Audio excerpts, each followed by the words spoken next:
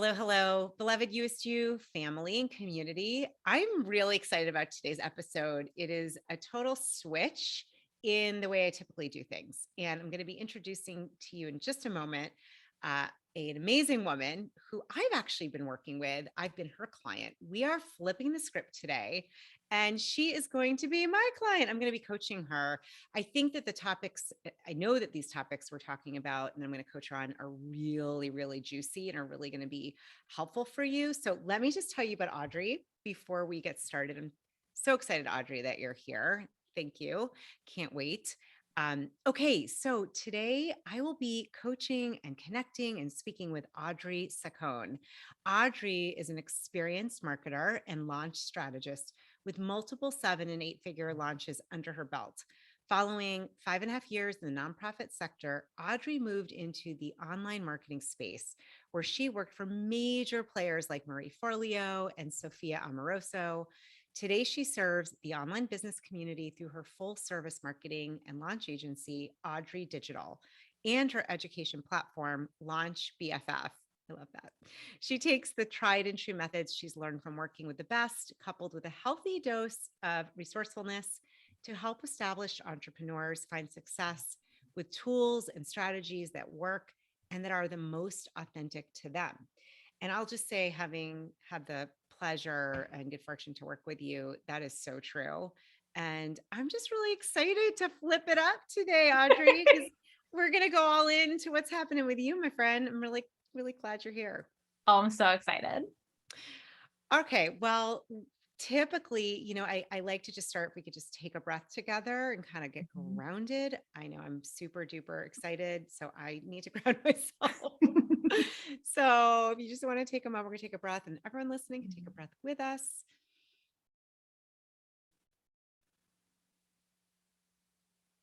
Beautiful. Just getting present to this moment. I'm so happy to be here with you, and would just like to kind of start out by asking, where would you like to focus our time together? What is it that is on your heart, that is something you'd really like to look at together in our session here? Yeah. So I only started my agency about a year ago. I started the business a year and a half ago, and we're, really at this scaling point. And we talked a little bit about this off mic, but it's so hard for someone like me who is a doer and a supporter of others to often get that guidance and support for others, because I do that for other people, so I should be able to do that to myself.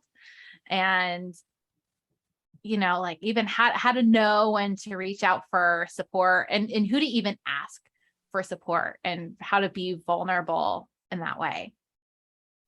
Okay, so first of all, so appreciate your vulnerability and your courage coming on here and letting this be a conversation that, obviously, not just between you and I, but for others to hear.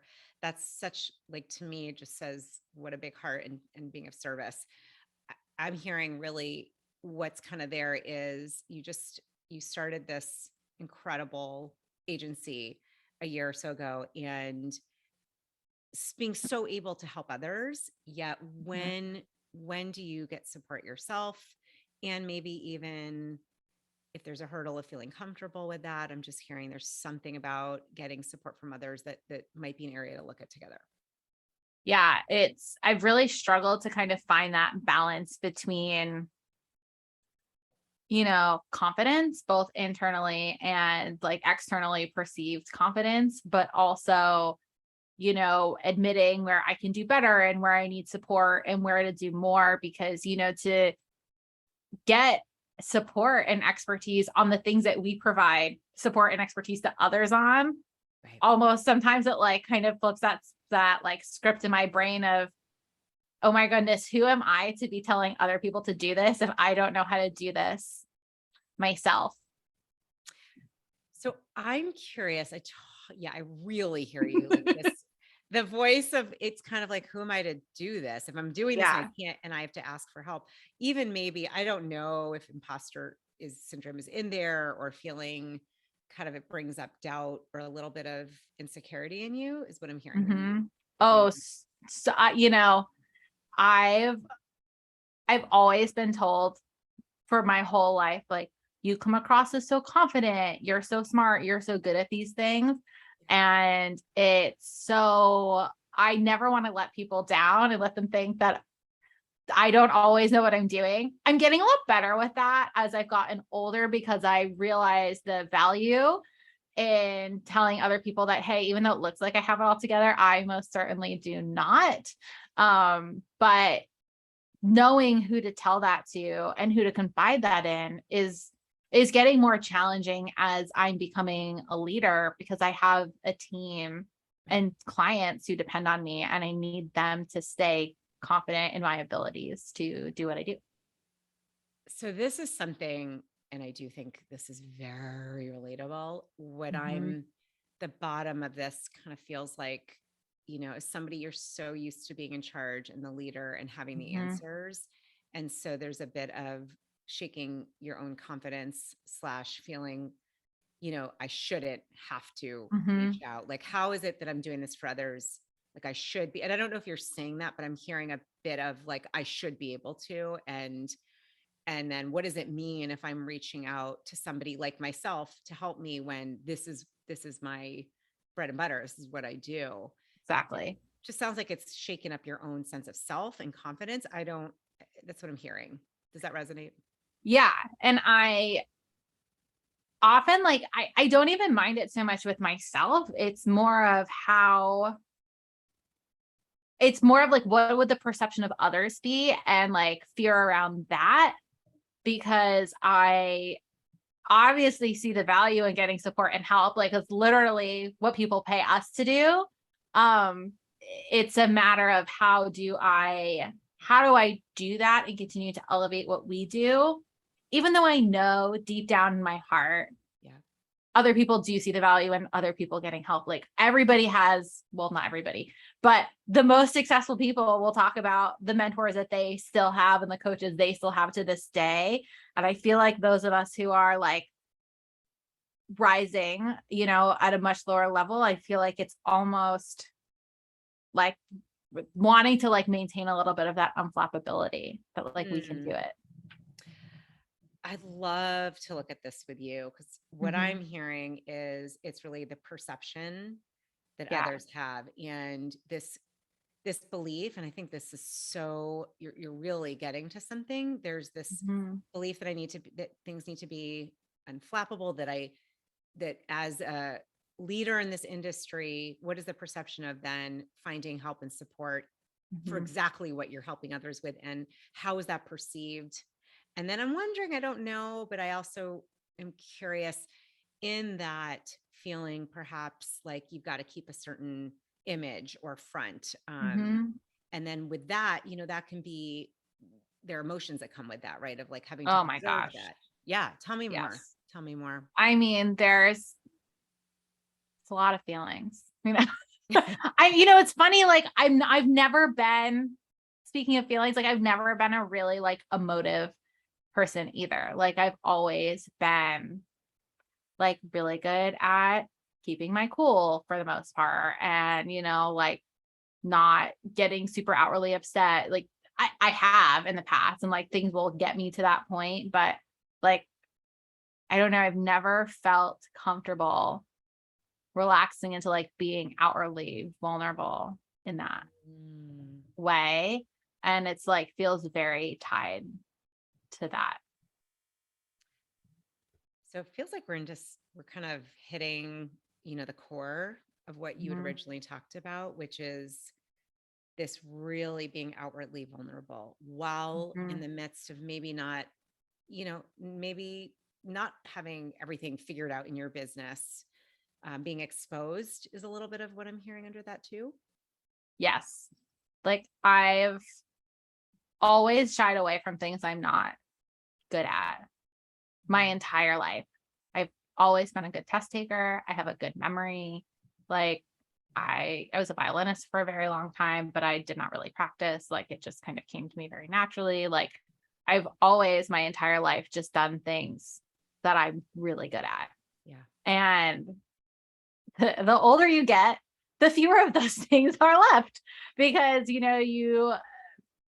the better you want to get, or the closer you want to get to mastery, the harder you have to work at things. And I even remember last year when I went to start the agency, like I remember exactly where I was standing in my bedroom.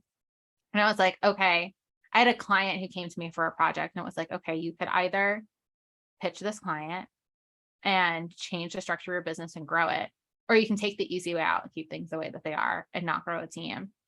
And I was kind of like, let's go for it. Let's do the hard thing.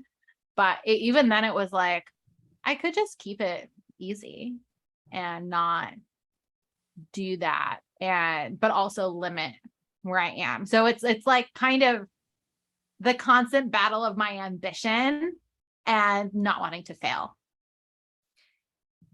And I think this is really getting really clear as you're speaking. And first of all, I want to acknowledge you, because what I'm hearing at the bottom in all of this is courage. Even talking here, right? Like even doing this conversation, you are putting things out there, and making that choice a year ago, going for it versus just staying with what is and keeping things easy. So I'm hearing within you, there's a muscle that you've been building, a courage muscle, this muscle of, I'm going to go for it, to use your words. And I wonder how we might tap into that courageous muscle that you've been building to kind of help you with what's feeling like, you said it, right? You're usually excellent at things. And when you're not, you shy away from shining the spotlight on you. I wonder how we might reframe that and how we might use your courage muscle. Yeah. Great. Love that. You're like, great. Tell me what to do. What do we do? How do I do that? So this is the thing, a little different. Like we were talking earlier before. I know the coaching versus consulting. Yeah. Yeah. A little different. Cause I'm like, oh, but you have the answers. I'm going to help you. We're going to dig in because I know that they're there. I know you have them. When have you, I'm just think for a second or look back. When have you been perhaps in a situation like this before?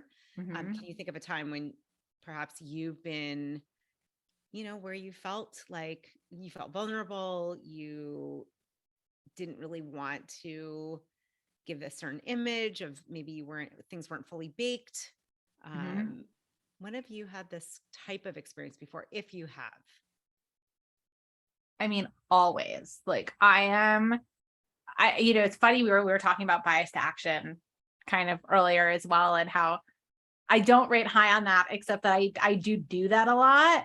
And even it's funny, like some of the sessions we've done together, I've recently reworked them actually, and I haven't put them publicly out on the market yet. I've only sold them for people who've like come to them because I'm like, okay, well, this way, if they're not good or if people don't like them, nobody knew that they existed. They were like a secret, so I try to feel like, how can I safely, I don't mind failing, but like, how can I fail as safely as possible before I like make the bigger leap?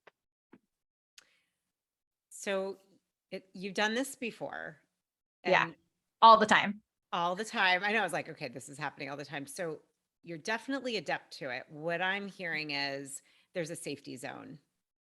And that might be something to look at together. That just sort of intuitively came to me. Like you're keeping yourself in this little bit of safety bubble.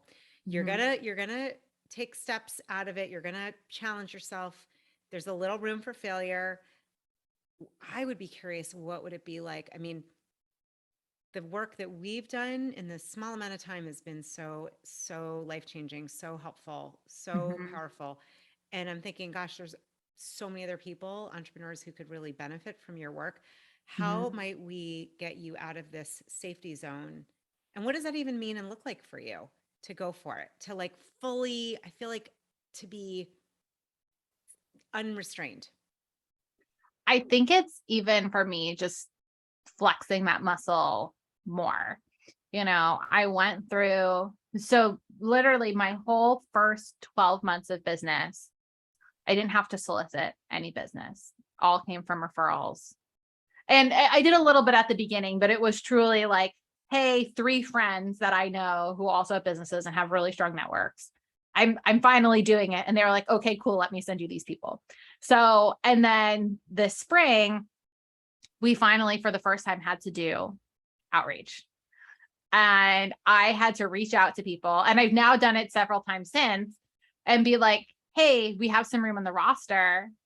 Who can you send us? And at first I was so nervous as to be like putting myself out there.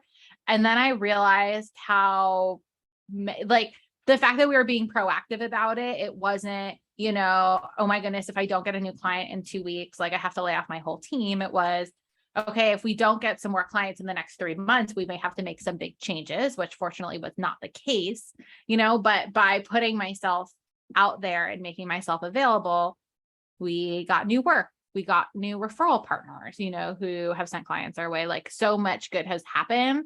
So it's like, for me, constantly reminding myself that when I do put myself out there, it is overwhelmingly positive what happens, and to not be so focused on what could go wrong that I ignore all of it. I'm going to say that one more time. To not be so focused on all of the things that could go wrong that I, completely miss all of the good that could be coming my way. Actually, that's literally one of the affirmations that I write. I'm a night journaler because I'm not a morning person. But one of my affirmations that I write every day is that I deserve all of the good coming my way, because I like constantly need to remind myself that like I've worked really hard to get here and that I do deserve, referrals, good clients, all of these things that, sometimes I'm like, wow, who are all of these people who are like crazy enough to trust me, Okay. That was a lot.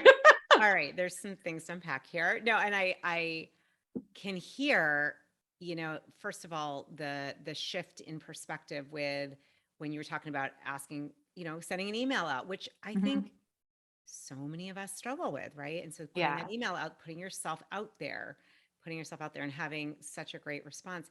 I'm actually curious for a minute to go to the affirmations, because something about it, I'm just listening to and watching you, and your face lit up when you started to talk about this affirmation, and I felt like you believed it, but I wasn't sure you 100% believe it. Like something said to me, does she really feel this and believe this? And I'm just curious, can we like tune in, scale of 1 to 10? 1 is like, nope, I'm just saying the words. 10 is, this is embodied. I know this to be true. Do you have a sense where you are when you read that? I think like 90% of days I believe it. And I think every so often there's something that, makes me feel like another shoe's about to drop. For example, we've been having an issue with one of our clients lately who keeps changing their mind about some things. And I've had to like constantly reflect and remind myself that it's more of a them problem than it is an us problem based on what they're doing. But it's so hard as one of the leads on this project with them to not kind of take it personally that like, did I not make our recommendations, clear enough? Did they just not get it from the beginning? Or what could I have done differently to have set this project up better for success? And then because like I really do try to take responsibility, especially as I've gotten, more experience. Like I try to take as much responsibility for things that I can, because I think it's important as a leader to do that. And so I sometimes take on too much responsibility for things, because as I really reflect back, I'm like, okay, you did all of these things that for all of our other clients is more than sufficient. We're partnering with another agency on this, and they've been equally challenged. And as that agency owner has even said to me, they have no idea how well you've taken care of them. and what a good job, like compared to other partners we worked with in the same role. Mm, So, but to me, it's like, oh, I must have done something wrong, even though right. it's a them problem. So there's definitely a piece of how do I not take things personally and take it on? Yeah. And okay, that sounds big time in there. I'm Mm-hmm. actually really curious, Audrey, because you literally, if anyone watches this on YouTube, like you lit up when you talked about the bedtime, the affirmation. I was like, oh, I didn't know you did that. And 90% is a pretty high ROI on Yeah. like, on how you feel. Like I was Mm-hmm. listening for how do you feel? Because it's not just saying it, as we know, we want to Yeah. feel it. We're mind, we're connected. We're made of energy. Mm-hmm. So I don't know. I'm just curious. I wonder if there might be some affirmation or two we could come up with here, you could work on that Yeah. might help you, that would be empowering around this like thing, the fear of failure, the being out there, the letting people down, the vulnerability, the feeling not enough. Like there's Mm-hmm. something, because if you're getting most of the times that's really helping you, I just have this, I don't know, I just got the sense that, let's use what's working for you. And perhaps that could be one of the things that we look at, because we are going to come away with some actions, me. Just like we always have actions, I'm going to have some for Yes. you. So I don't know. How does that feel like something that would resonate? Yeah. I love that. And I think for me, whenever I'm coming at things from a place of abundance versus a place of scarcity is when, things are more like when things are good for me, things are really good. But when things are not good, I can like really get in my head. Like it works in both ways, Yeah. And even, after our call yesterday, I met with my operations director and I was like, we need more clients like Julie. It's like this is like the right type of business. She's in the right place. She wants to actually take action. And like I'm able to be more supportive and I'm able to be a better consultant and a better service provider when we're paired with clients who are willing to do the work, and even when you came to me and when we started working together, like the agency was at a place where, you know, we still have space to take work, but we're starting to be able to be like slightly more discerning than maybe where we were 6 months ago when I took on this other client, who I probably still would have taken on today, but we needed them at the time when I signed on to them. So it wasn't an option, so taking on, it was like always, that whole relationship even started for me from almost a little bit of a place of desperation. Mm-hmm. That I wonder if that has really lingered with me too, versus, these are just the right people to be working with. Really interesting observation. You talked earlier about abundance versus Mm-hmm. scarcity, and it sounds like 6 months ago you were coming a little bit more from scarcity and fear. Mm-hmm. And so we know what we're putting out there, we attract, comes back. Mm-hmm. And so you're seeing that. This is great evidence for you, Audrey. It sounds like you're seeing it really clearly. When you were in that Yeah. lack and fear, you attracted a client that was meeting that fear and that Mm-hmm. lack. Whereas 6 months fast forward, and I'm thrilled that I'm because I love working with you, coming from more abundance or a Mm-hmm. space of from there's discerning and wanting to have the right client and not feeling probably scared or that Yeah. scarcity feeling. Just interesting. And it might even be something you go through the last year, 5 years, the time that you've been doing this Mm-hmm. kind of work, and seeing when else have you seen that. Mm-hmm. So because what I'm really hearing at the root of this is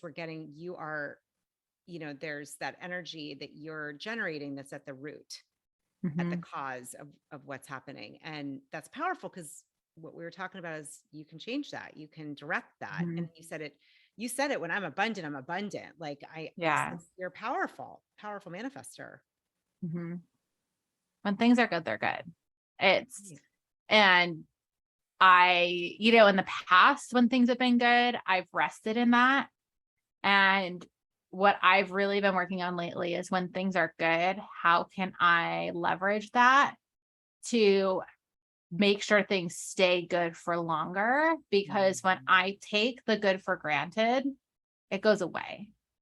But when I celebrate the good and try to like keep the good train going, it continues to be good, because I think, to exactly what you're saying, like from an energetic standpoint, I talk to my team with a different energy. I talk to my family and my friends with a different energy. I talk to leads with a very different energy of like, I just got off this call and it was amazing, and I know we can do this. So therefore I can help you, because like I had that flip of confidence to just propel off of. Yeah. So I will say it's really interesting. You were just, and it goes back to the original focus, right? Of like just reaching out to somebody who's like you to hire them. And I'm hearing we're kind of in the midst of reframing that. Like we're literally in the midst of seeing that differently. And I keep hearing like, is it fear or is it abundance? Right? Because when you take for granted what's going well, or you could say maybe take your energy off of it. You use the term earlier, like waiting for the shoe to drop, or you're seeming to notice the pattern is that it might stop. Like that's what you've observed, taking your attention off of it. So there's something about keeping your attention on the success, the celebrating, and keeping your focus on that. There's something about you focusing, you connecting into that, not from a place of fear, right? I think we want to help you to do this from a place of coming from abundance, from celebration, appreciation, gratitude, because you're seeing the direct shifts when you do that. You're attracting clients, the kind of clients that you really want to work with. And then I wonder if we go to that question of, when is it time to hire somebody, and just being comfortable with that, to do what you're doing to help you. How might that question feel different now, coming from this space of abundance versus lack, and focusing your energy? It's funny. This year I've placed more time and energy and money on my personal self-care than I ever have, ever. For like me personally, I get a massage once a month. I get a facial once a month. I see an acupuncturist once a week. Like I started seeing a new doctor that's focused on like holistic medicine. Like I prioritize me in a way I never have before on my personal needs, which has been great, because I actually am like happier. I'm rest, like even when I don't get enough rest as I should, which is always, because I'm taking care of myself in some of these other ways and taking these other moments to pause, it's helping me find a little bit more balance.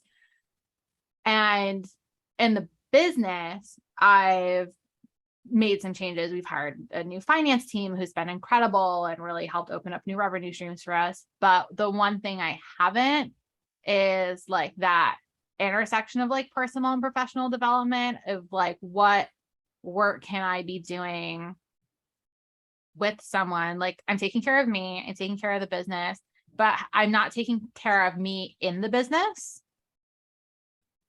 and getting that piece.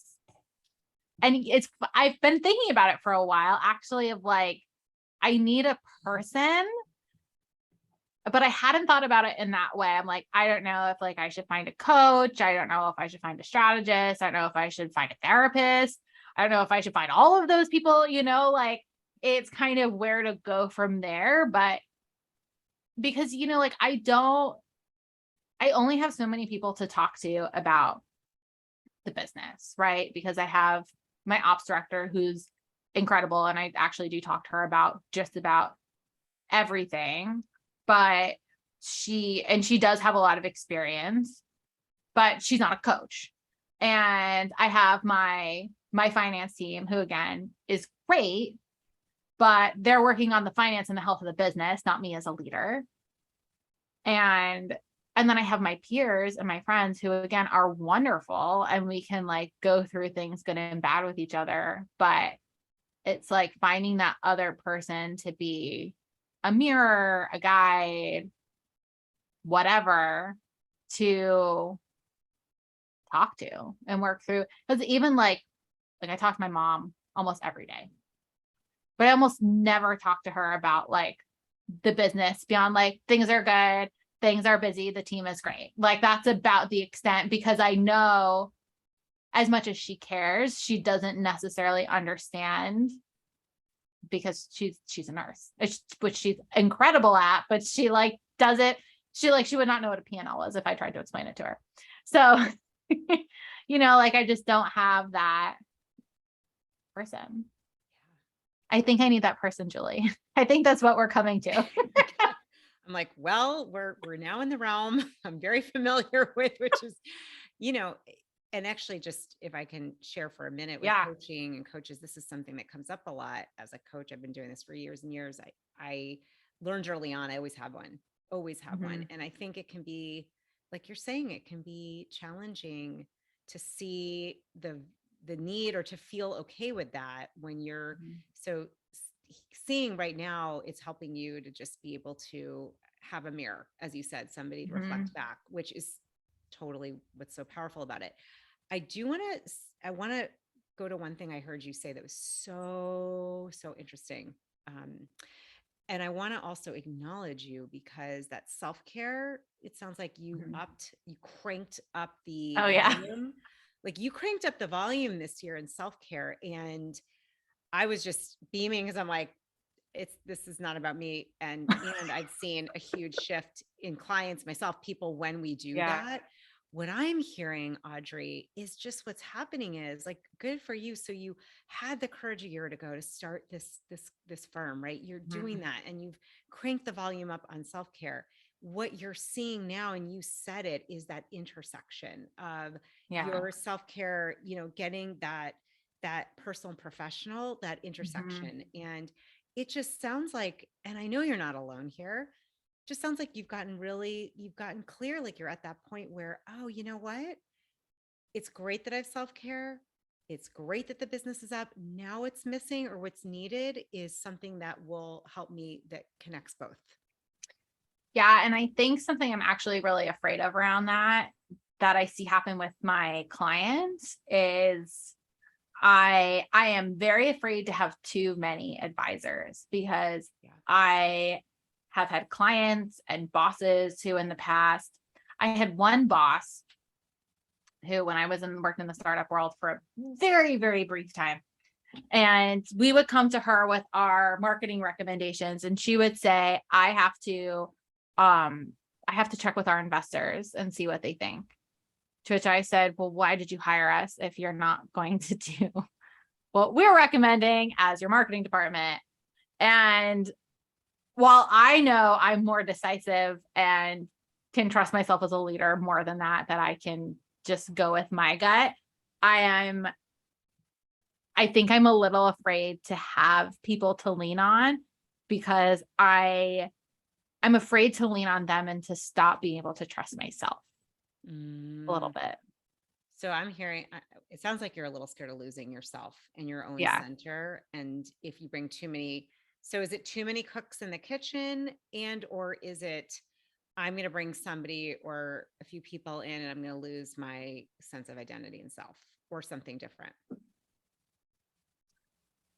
I think, I don't know actually, but I think it could be like a little bit of both. That if I start leaning on someone else for too much guidance, that I will get comfortable leaning on someone else for guidance and stop trusting myself to make a decision.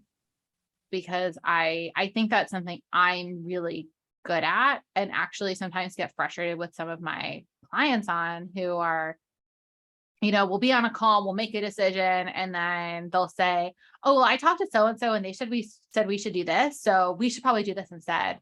Right. So I'm like, okay, cool, great.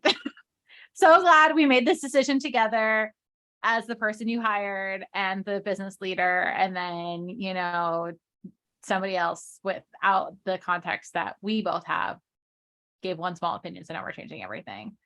And like I said, that's not really who I am, but I think I have such a fear of becoming that person that I kind of feel like part of me, it's like held me back from getting that extra support because I just don't want to become like that. Got it. So there's a definite fear there. Yeah. And I'm curious, we talked about this earlier. You've seen really noticeable differences when you're in fear or lack versus abundance, no Mhm. judgment. It's just kind of like Yeah. interesting. So if we looked at this from that space of you're always you're always in the right timing, there it's all Mhm. learning from that abundance kind of growth mindset, that space of things are always working out for you. Just I'm curious if we put the fear of first side for a second, not that it's not Mhm. there, what might open up for you? I think clarity and ideas, because every time I have worked with somebody, even though it's usually been like on a short term basis or like a one off, like consulting, like very specific thing, it's always like helped up level. So it's remembering that anytime I have worked with people in the past, I still don't always take everything that they tell me. I take the useful parts and that's what I use. And everything else I say, thank you so much. I'm really glad we discussed this, but we're just going to do this other part instead. And that's okay. So I think being able to keep doing that. Okay, and I hear you trusting yourself in that example. Yeah. You trusted yourself. You took what resonated, you left the rest. There's an example. I mean, you clearly know how to do that, because I know a fear before was I'm going to get an answer and lose my own self and not be able Mm-hmm. to make a decision. And it's interesting because in reality, that's not what you did or do. No, it's not. It's such a, but I see it happen with so many other people that I surround myself with Mm-hmm. that in my whole life, like I have always been the decision maker. When I was in high school and I'd go out with my friends, like we'd be in the car, used to do theater. So, we'd go out after a show at like 11:30 at night. We'd pack into a car and go out to eat. And I'd say, okay, we can go to the diner or we can go to Denny's. Like those are the only two places that would be open. And no one could make a decision. Of my wonderful friends, none of them would decide. And so I, who was also always the driver of the car, would always be like, okay, great, we're going to go to the diner because I didn't like Denny's. And then inevitably they would all say, we don't like the diner. Can we go to Denny's instead? And it was just like, I asked you all to make a decision and nobody did. So I made a decision. Like I've just always been the decision maker. So I don't know why I have this fear in me that I will stop being the decision maker after like 30 plus years of making decisions. Like it's pretty ingrained in me. Yeah, it sounds ingrained. I had the pleasure. We looked at your assessments, like Yeah. you're wired as a decision maker. Yeah. So I wonder if that brings any clarity for you, realizing that's Mm-hmm. not going to go away. I wonder what, so we're looking at the fear of what you might lose, but what would you gain by bringing Everything. Mm. Say You more about know, that. Yeah, say more about that. What do you mean by everything? I've never been a like 5-year plan girl ever my whole life because for me, I find that type of planning to be very restrictive. Because if I make a plan, I will follow it and I like to leave myself open to possibility. And what was the question? How did I get on this? Yeah, no, but like what would you gain? And you said Oh, what would I gain? everything. Yeah. Yeah. So I think like out of that, it's so limitless to me that I mean, I left my nonprofit job about 5 years ago now. And I remember when I left very strongly the conversation with the CEO when I left, who was clearly very skeptical of this new job I had.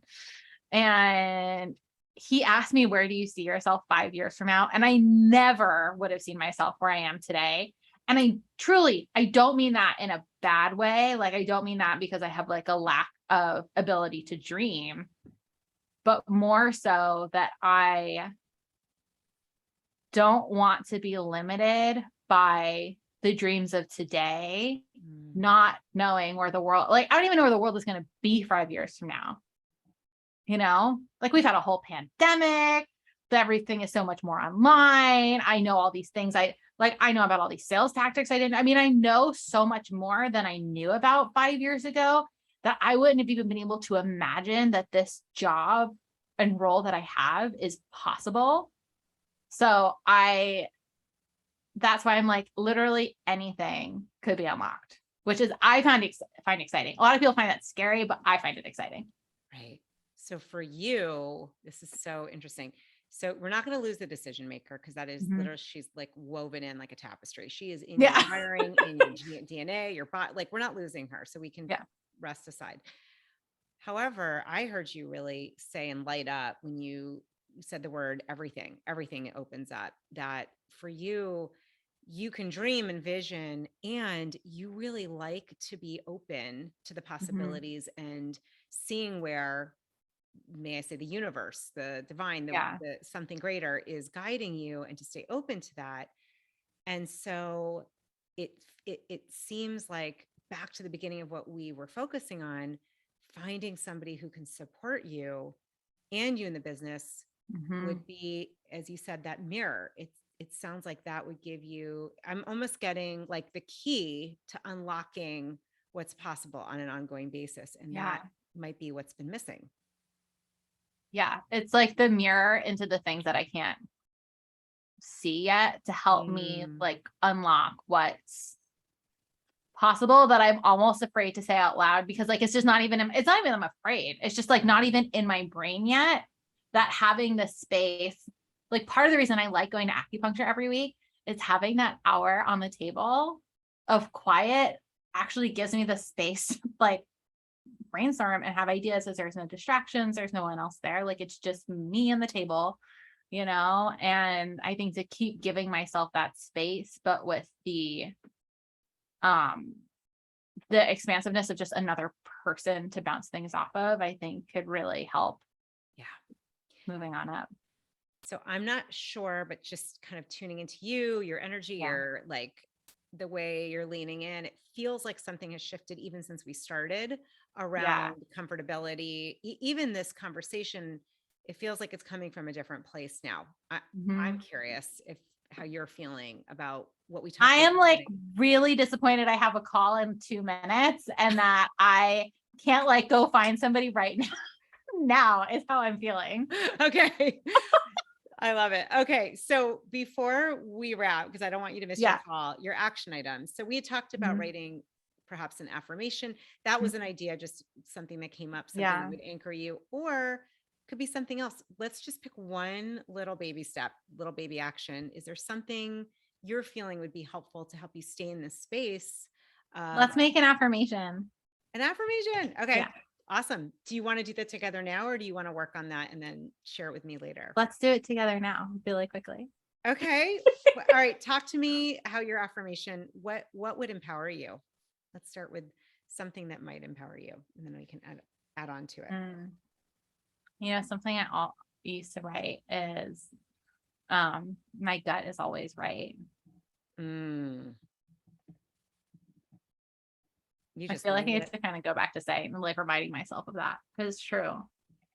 You lit up when you said that. You literally, like, eyes got big, leaned in. It sounded like that's true. Yeah. How does it feel when you say that? Good. Like, it feels right. Yeah. It's a good reminder.